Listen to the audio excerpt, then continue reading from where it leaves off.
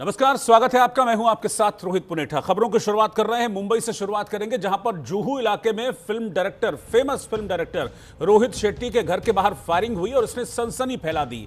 देर रात कुछ अज्ञात हमलावरों ने शेट्टी टावर के बाहर 4 राउंड फायरिंग की और फरार हो गए। रोहित शेट्टी जिस वक्त अटैक हुआ घर के अंदर मौजूद थे। बाद में हमले की जिम्मेदारी कुख्यात गैंगस्टर लॉरेंस बिश्नोई के गैंग ने ली है। शनिवार देर रात हुई इस वारदात में किसी के घायल होने की अभी खबर नहीं है। मुंबई पुलिस की क्राइम ब्रांच अब इस केस पर काम कर रही है, इसकी जांच कर रही है। सोशल मीडिया पर एक पोस्ट शेयर किया गया जिसमें शुभम लोनकर, आरजू बिश्नोई नाम के लोगों ने इस हमले की जिम्मेदारी ली।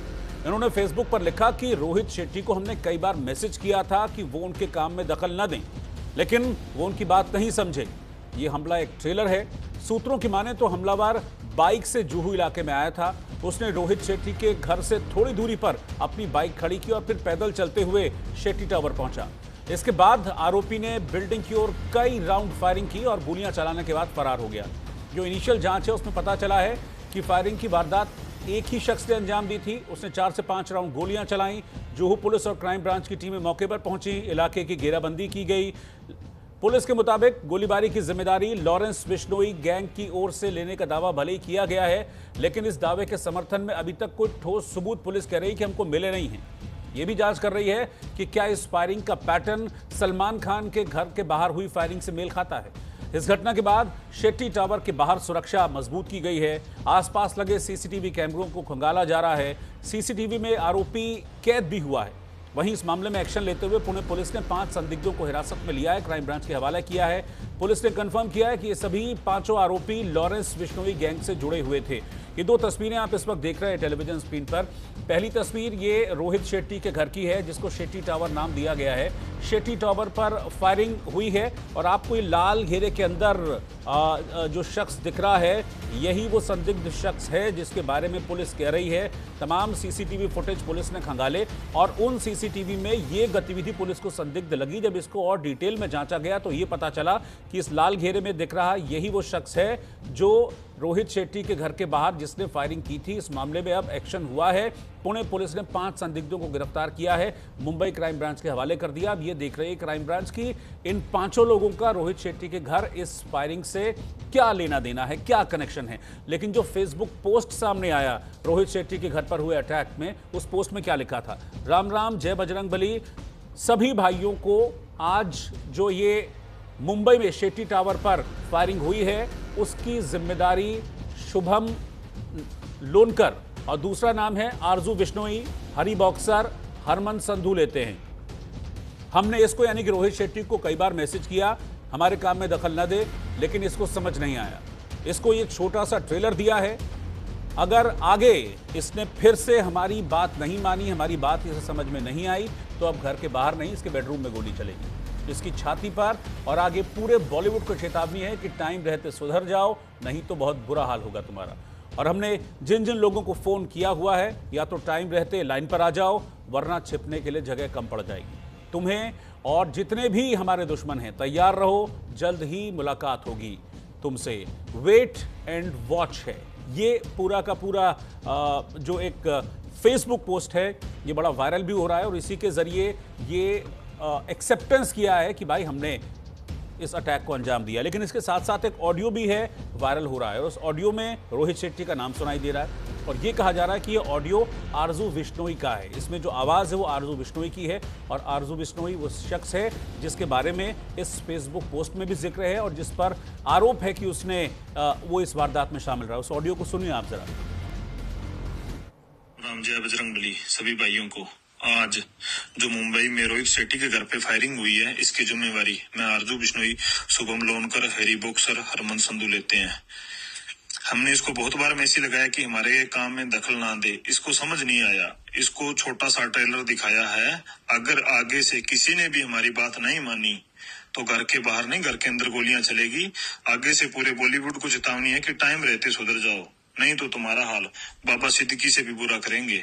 और जो भी हमारे दुश्मनों को सपोर्ट करते हैं उनको मिट्टी में मिला देंगे। जय बजरंगबली। राम राम, जय बजरंगबली। सभी भाइयों को आज जो मुंबई में रोहित शेट्टी।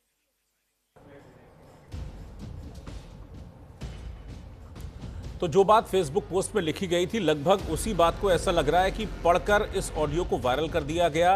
और इसके जरिए धमकी दी गई है। इसमें नाम भी रोहित शेट्टी का लिया गया है और इसमें कहा गया है कि रोहित शेट्टी को हमने कई बार समझाया, हमारे काम में दखल न दे, और लेकिन इसके बावजूद रोहित शेट्टी नहीं माने। ये भी इसमें धमकी दी गई है। इसके साथ साथ पूरे बॉलीवुड को धमकी इस ऑडियो के जरिए दी गई है। ये वो ऑडियो है जो रोहित शेट्टी पर अटैक के बाद वायरल हो रहा है। अब मैं आपको बता दूं कि रोहित शेट्टी कोई पहले शख्स नहीं हैं जो इस तरीके से इन गैंगस्टर्स के निशाने पर रहे हैं जिनकी तस्वीरें आप देख पा रहे हैं। इसमें लॉरेंस बिश्नोई का नाम सामने आ रहा है, इसमें 3-4 और नाम सामने आ रहे हैं। ज़रा ये पीछे की तस्वीरें मैं आपको दिखा रहा हूँ। बाबा सिद्दीकी, आपको याद है, कांग्रेस के बड़े नेता, उनकी भी गोली मारकर हत्या की गई थी और उसके बाद रोहित शेट्टी गैंग ने ही इस अटैक की, माफ कीजिएगा, लॉरेंस बिश्नोई गैंग ने इस अटैक की जिम्मेदारी ली थी। सलमान खान का जो गैलेक्सी अपार्टमेंट है, आपको याद होगा, उनके घर के बाहर फायरिंग की गई थी और वहां पर अब बड़ी संख्या में पुलिसकर्मियों की तैनाती रहती है और सलमान को धमकी देने वाला भी कोई और नहीं, लॉरेंस बिश्नोई था। कपिल शर्मा का कैप्स कैफे है कनाडा में और उसमें 3 से 4 बार फायरिंग हुई और उस फायरिंग के पीछे भी जिस एक शख्स का नाम सामने आया, भूमिका सामने आई, वो लॉरेंस बिश्नोई वही शख्स था। और अब इस लॉरेंस बिश्नोई गैंग का बॉलीवुड में नया जो निशाना है, नया जो शिकार है, वो रोहित शेट्टी हैं। और रोहित शेट्टी को न सिर्फ उन पर अटैक किया गया, न सिर्फ गोलियां चलाई गई उनके घर पर, 4 गोलियां, हालांकि किसी को नुकसान इसमें नहीं हुआ है, लकीली गोली किसी को नहीं लगी, लेकिन उनका निशाना रोहित शेट्टी थे। हालांकि ये बताया जा रहा है कि धमकाने के लिए किया गया था। तो ये वो बॉलीवुड की शख्सियत हैं, बॉलीवुड के लोग हैं जो लॉरेंस बिश्नोई गैंग के निशाने पर हैं। बाबा सिद्दीकी का इनमें से मर्डर किया जा चुका है। बड़े इन्फ्लुएंशियल पॉलिटिशियन बाबा सिद्दीकी हुआ करते थे। कांग्रेस से विधायक भी रहे बाबा सिद्दीकी और बॉलीवुड स्टार्स के साथ उनकी बड़ी नजदीकियां हुआ करती थी। माफ कीजिए।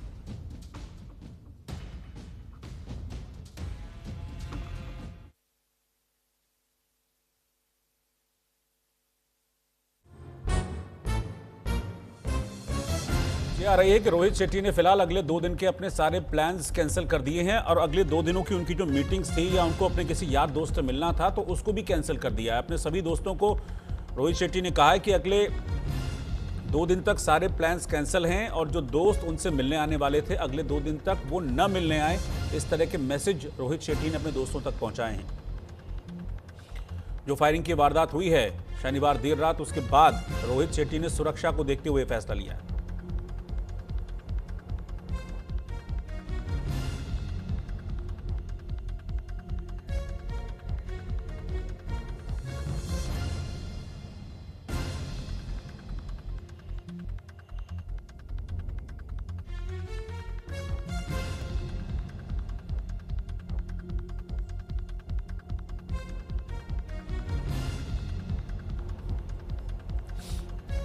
तो जो अटैक हुआ है रोहित शेट्टी पर, इसको बहुत सीरियसली रोहित शेट्टी ले रहे हैं और मुंबई पुलिस भी, क्राइम ब्रांच भी बहुत सीरियसली इस अटैक को ले रही है।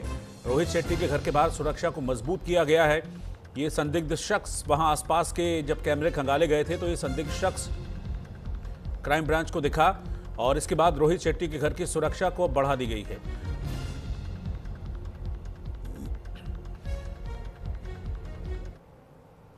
और मेरे साथ मेरे 2 सहयोगी इस वक्त लाइव जुड़ रहे हैं। मुरारी सिंह मुंबई से इस वक्त लाइव हैं साथ में, और अली शरर हमारे एक क्राइम एडिटर, वो भी इस वक्त मेरे साथ न्यूज़ रूम से लाइव जुड़ रहे हैं। लेकिन पहले मुंबई की ओर रुख करते हैं जहां पर मुरारी हैं। मुरारी, अभी पुलिस कुछ क्लियर कर रही है इस अटैक को लेकर? क्योंकि जो सारी चीज़ें हैं, जिस तरीके का अटैक किया गया, उसके बाद फेसबुक पोस्ट का आना, फिर ऑडियो का वायरल होना, वो ये बताती हैं कि हाँ, इसमें लॉरेंस का इन्वॉल्वमेंट है। मुंबई पुलिस या क्राइम ब्रांच जो इसको जांच रही है केस को, वो इस चीज को कंफर्म कर रहे हैं अभी कुछ? देखिए, क्राइम ब्रांच या मुंबई पुलिस की तरफ से अभी तक कुछ साफ नहीं हो पाया है। उनकी तरफ से कोई लीगल स्टेटमेंट जारी नहीं किए गए हैं। लेकिन जिस तरीके से लॉरेंस बिश्नोई गैंग के ऑडियो आते हैं, व्हाट्सएप पे पोस्ट आते हैं और उसमें साफ तौर पर जिस तरीके से पूरे घटनाक्रम का जिक्र किया जाता है, उसे लेकर सेठी परिवार कहीं न कहीं पूरी तरह से डरा हुआ है। यही वजह है कि पिछले 2 दिनों तक सेठी परिवार कहीं बाहर नहीं जाएगा, कोई मीटिंग में शामिल नहीं होंगे, किसी से मुलाकात नहीं करेंगे। उनके पीआरओ से लेकर जो उनके दोस्त यार हैं, सारे लोगों को ये मैसेज गया है।